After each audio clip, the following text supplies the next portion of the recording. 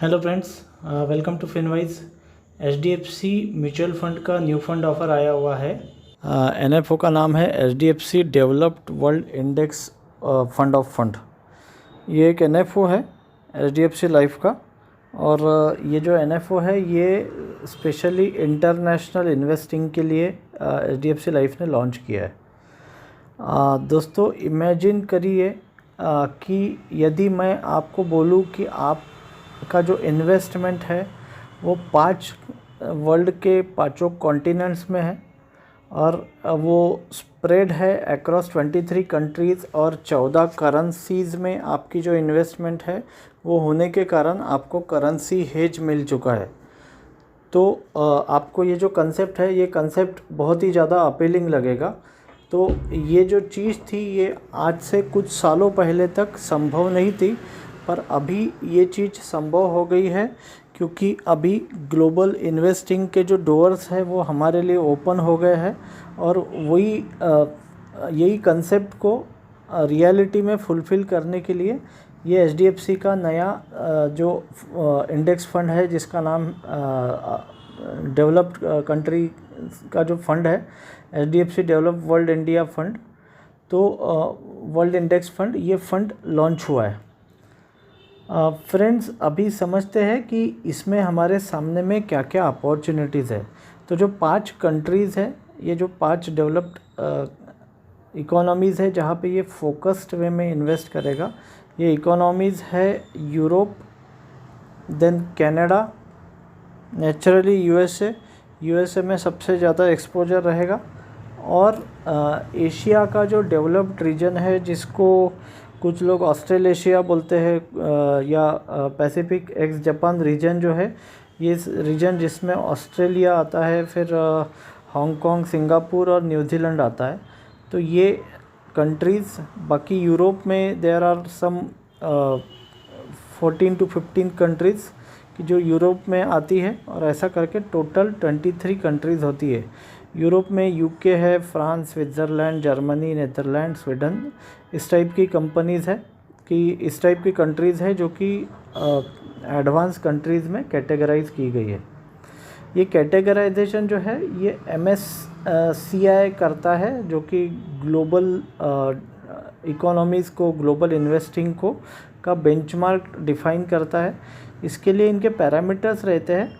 वो parameter economic development के basis पे, कंट्री के साइज़ के बेसिस पे, और बाकी लिक्विडिटी रिक्वायरमेंट्स, इस बेसिस पे, इन क्राइटेरियाज़ के बेसिस पे ये इंडेक्स डिफ़ाइन होता है, और कंट्रीज़ भी आइडेंटिफाई होती है।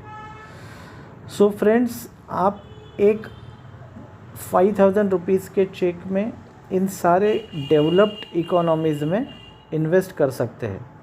ये डेवलप्ड इकोनॉमीज़ की पावर इतनी ज़्यादा है कि जो 50 इनोवेटिव कंपनीज़ है, उसमें कि 40 इनोवेटिव कंपनीज़ जो है ये इन्हीं इकोनॉमीज़ में काम कर रही है। वर्ल्ड के सारे जो टॉप लीडर्स है, वो सारे टॉप लीडर्स इसमें ऑलरेडी कवर हो जाते हैं। अभी क्वेश्चन ये आता है कि why should we do the global investing in first place. तो इसमें समझते हैं ग्लोबल इन्वेस्टिंग के बेनिफिट्स क्या क्या है।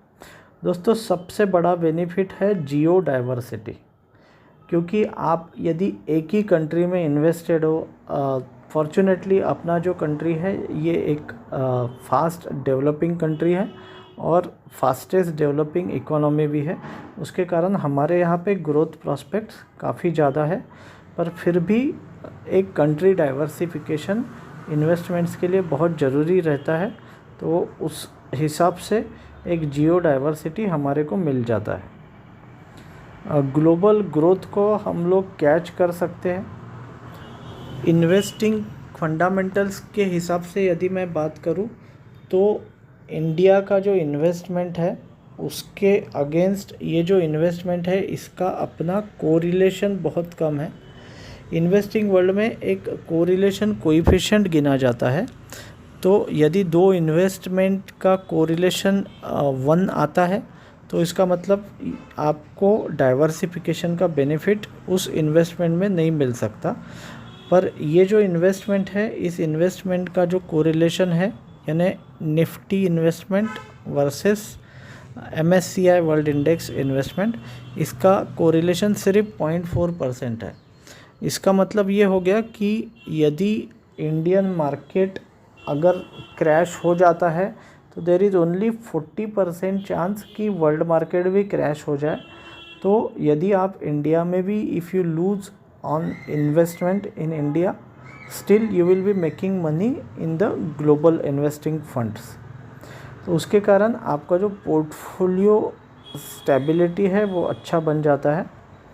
इसके साथ आपको एक हेज अगेंस्ट करेंसीज भी मिल जाता है और ग्लोबल थीम्स में आप अच्छी तरीके से इन्वेस्ट कर सकते हो। So these are the benefits. और जब मैं रिटर्न्स का आपको परफॉर्मेंस दिखाऊंगा तो आपको ही समझ जाएगा कि इसमें इंडियन इकोनॉमी के बाहर में भी एक्सपोजर लेना क्यों हमारे लिए इम्पोर्टेंट हो जाता है। फ्रेंड्स, अभी समझते हैं ये जो फंड है, ये फंड का पोर्टफोलियो कैसे है। तो इसमें वर्ल्ड की टॉप मोस्ट कंपनीज़ जो मेनली लार्ज कैप कंपनीज़ है और to some extent mid cap companies, इसमें आपको एक्सपोजर मिल जाएगा। फॉर एग्ज़ाम्पल USA की बात करूँ यदि मैं, तो कम्युनिकेशन सर्विसेज लीडर्स अल्फ़ाबेट में आपको एक्सपोजर मिल जाएगा। गूगल अल्फ़ाबेट के नाम से ऑपरेट करता है। फिर कंज्यूमर डिस्क्रिशनरी में आपको एप्पल और अमेज़ॉन जैसे ईबे जैसे कंपनीज़, नाइके जैसे कंपनीज़ में एक्सपोजर मिल जाएगा। कंज्यूमर स्टेपल्स में पेप्सी, कोका कोला, टारगेट ऐसे जियांट्स आपको मिल जाएंगे। हेल्थ केयर में मॉडर्ना मिल जाएगा, एबॉट लैब्स मिल जाएगा। मॉडर्ना जितना सारा डेवलपमेंट कर रहा है, मॉडर्ना का जितना एक्सपोजर कोविड में है वो सारा उसका जो ग्रोथ बेनिफिट आपको मिल जाएगा।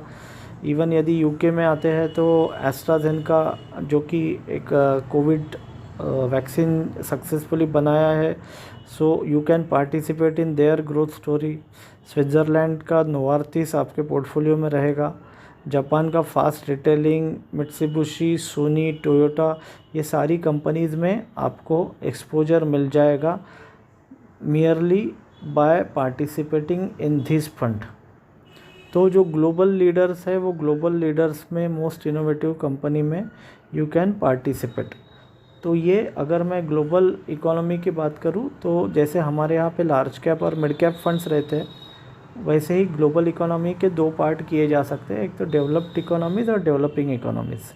तो डेवलप्ड इकोनॉमी का पाए जो है आपको इस फंड में निवेश करने से मिल जाएगा। अभी समझते हैं, चलो सबसे पहले पैसे पानी की बात कर लेते हैं कि अपना पैसा इसमें बनेगा या नहीं बनेगा। तो फ्रेंड्स, डेफिनेटली आपका पैसा इसमें बनेगा, क्योंकि लास्ट 10 ईयर्स की यदि मैं बात करूं तो लास्ट 10 ईयर्स से on consistent basis world index has outrightly beaten the Indian index except last 1 year return, क्योंकि सिलेक्टिवली इमर्जिंग मार्केट्स में और इंडिया में FIIs का पैसा आया है। पर यदि आप फिर भी MSCI वर्ल्ड इंडेक्स का 1 ईयर रिटर्न रुपी टर्म्स में 35% रहा है as compare to India's return of 45% of Nifty. यदि 3 साल की बात करूं तो ये इंडेक्स का जो रिटर्न्स है वो 14.5% है as compare to 9.9% of Nifty. 5 साल की बात करूँ तो 14.3% as compare to 11.8% of Nifty. Even 7 years या 10 years which is a pretty big period, यहाँ पे निफ्टी का रिटर्न लास्ट 10 ईयर्स का सिर्फ 6.8% रहा है। वहाँ MSCI वर्ल्ड इंडेक्स का जो रिटर्न्स रहा है वो रिटर्न जो है वो 11% रहा है, विच इज़ अ फैबुलस रिटर्न्स। तो ये जो रिटर्न है, ये रिटर्न के टर्म्स में यदि हम लोग देखें so it makes a big sense to invest in MSCI world index through this index fund या एनी अदर इंडेक्स फंड। और ये जो हमको रिवॉर्ड मिला है या जो रिटर्न जो दिख रहे हैं, इसके लिए रिस्क कितना लिया है, जो कि स्टैंडर्ड डिविएशन से गिना जाता है। तो स्टैंडर्ड डिविएशन यदि देखें तो एंटायर स्पेक्ट्रम में एनुअलाइज स्टैंडर्ड डिविएशन जो है वो वर्ल्ड इंडेक्स का कम रहा है और निफ्टी का स्टैंडर्ड डिविएशन ज़्यादा रहा है। तो रिस्क एडजस्टेड रिटर्न यानी return for a given unit of risk, ये जो है ये थ्रू आउट किसी भी टेन्योर में आप ले लीजिए तो रिस्क एडजस्टेड रिटर्न जो है वो MSCI वर्ल्ड इंडेक्स का हमेशा लास्ट 10 ईयर्स में ज़्यादा रहा है। इवन लास्ट 15 ईयर्स में भी MSCI वर्ल्ड इंडेक्स का परफॉर्मेंस जो है वो निफ्टी से बेटर है। अभी समझते हैं कि क्या वैल्यूएशंस जो है वो सपोर्ट करते हैं, क्योंकि सिर्फ पास्ट परफॉर्मेंस ये कोई सिंगल डिसाइडिंग पैरामीटर नहीं रहता है। इनफैक्ट जो लोग पास्ट परफॉर्मेंस के बेसिस पे इन्वेस्ट करते हैं so they are identified losers in investing world. इस बीमारी को बोला जाता है कि परफॉर्मेंस चेजिंग। जो लोग हायर रिटर्न फंड्स देख के इसमें निवेश करते हैं वो हमेशा 1-2 साल में अपने हाथ जला के बाहर आते हैं। जो नए लोगों के साथ में ये होता है, हालांकि पुराने लोग भी इसमें पीछे नहीं है। तो ये जो प्रॉब्लम है ये प्रॉब्लम इसलिए है क्योंकि इन्वेस्टर वैल्यूएशंस नहीं समझता है। तो सबसे पहले कोई भी इन्वेस्टमेंट करने के पहले वैल्यूएशन ज़रूर चेक कर लेना चाहिए। वैल्यूएशन का एक बेंचमार्क है P/E। तो आप निफ्टी का P/E 27 है आज की डेट में, और MSCI वर्ल्ड इंडेक्स का भी P जो है वो 26.96 है, यानी मार्जिनली कम है। फॉरवर्ड P देखते हैं, क्योंकि आगे में जो अर्निंग्स ग्रोथ एक्सपेक्टेड है उस बेसिस पे MSCI वर्ल्ड इंडेक्स का P जो है वो 19.8 है as compare to Nifty P of 22। तो यदि for the same returns the more growth projection is there for world index, which indicates the valuations are likely to be more attractive। तो जहाँ attractive valuations रहेंगे वहाँ पैसा भी ज़्यादा आएगा और wealth भी ज़्यादा create हो सकता है। प्राइस टू बुक वैल्यू के टर्म्स में भी MSCI वर्ल्ड इंडेक्स जो है it is scoring over Nifty 50 0.7 से प्राइस टू बुक वैल्यू ज़्यादा है, प्राइस टू बुक वैल्यू कम है। P/E और P/B ये जो वैल्यूज़ अगर कम रहती है इसका मतलब कि आप for a given earnings you are required to pay the lesser price. वैसे ही P/B value indicates how much price you required to pay for a unit book value. तो ये जितना कम रहेगा उतना वैल्यूएशन अट्रैक्टिव माना जाता है। और एक और इम्पोर्टेंट पैरामीटर है return on equity. Return on equity जो US मार्केट का है वो सबसे ज़्यादा अट्रैक्टिव है, फॉलोड बाय द निफ्टी, और MSCI वर्ल्ड इंडेक्स का जो है वो भी कंपेरेबल है, स्लाइटली ज़्यादा ही है। So on all parameters MSCI world index is scoring over the Nifty 50। तो ये एक स्ट्रॉन्ग केस बनता है एडेड एक्सपोजर इस मार्केट में लेने का। मैं आपको सजेस्ट करूँगा कि इस डेकेड में, मैं ये तो नहीं बोलूँगा 2001 to 2010 इस डेकेड में Sensex and Nifty have clearly out perform world indexes या US इंडेक्सेस, बट पिछले डेकेड में स्टोरी वॉज डिफरेंट।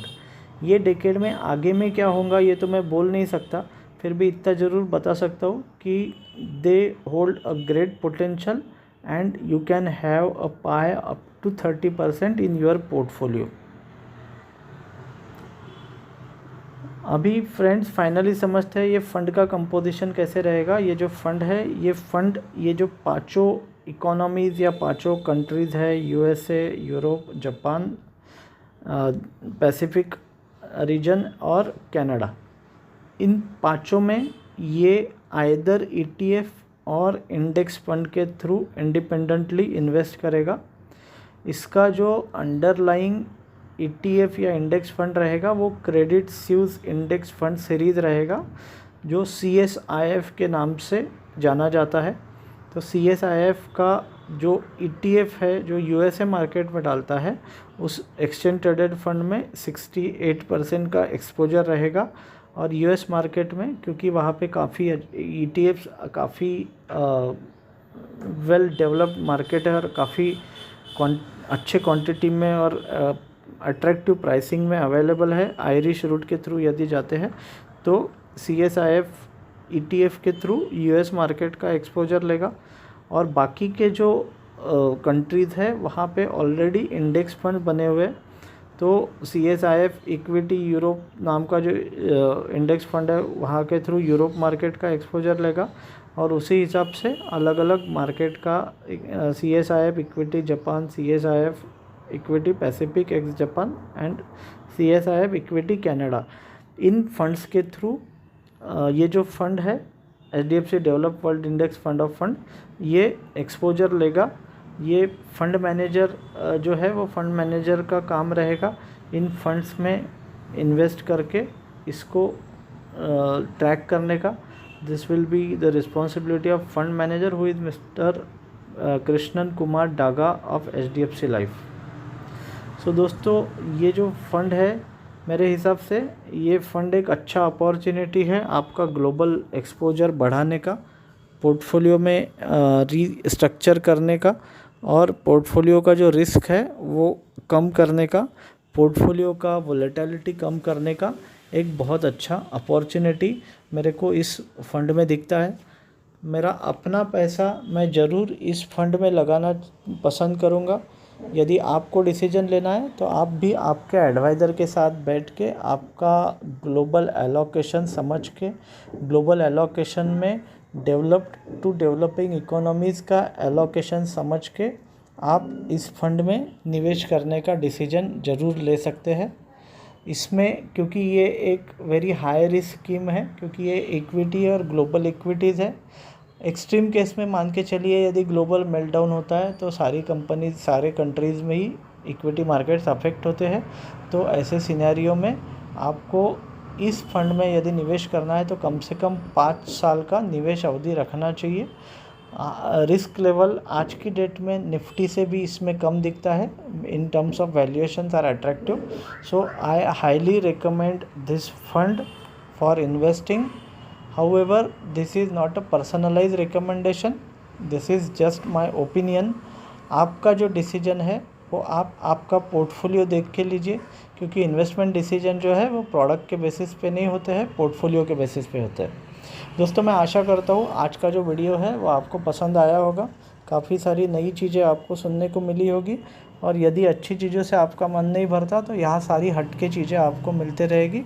मेरा जो इन्वेस्टमेंट सजेशंस वाला जो प्लेलिस्ट है उसमें आपको बहुत सारे फ़ंड के रिव्यूज़ मिल जाएंगे। फ़ंड रिव्यू के नाम से एंड रिकमेंडेशन के नाम से मैंने ये प्लेलिस्ट बनाई है, उसको आप सुनिए एग्जिस्टिंग फंड्स में निवेश करने के पहले।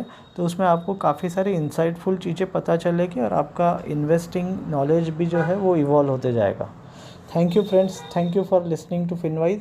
यदि वीडियो आपको पसंद आया है तो आप इसको ज़रूर शेयर करिए और यदि आप चैनल में नए हैं तो चैनल भी सब्सक्राइब करिए।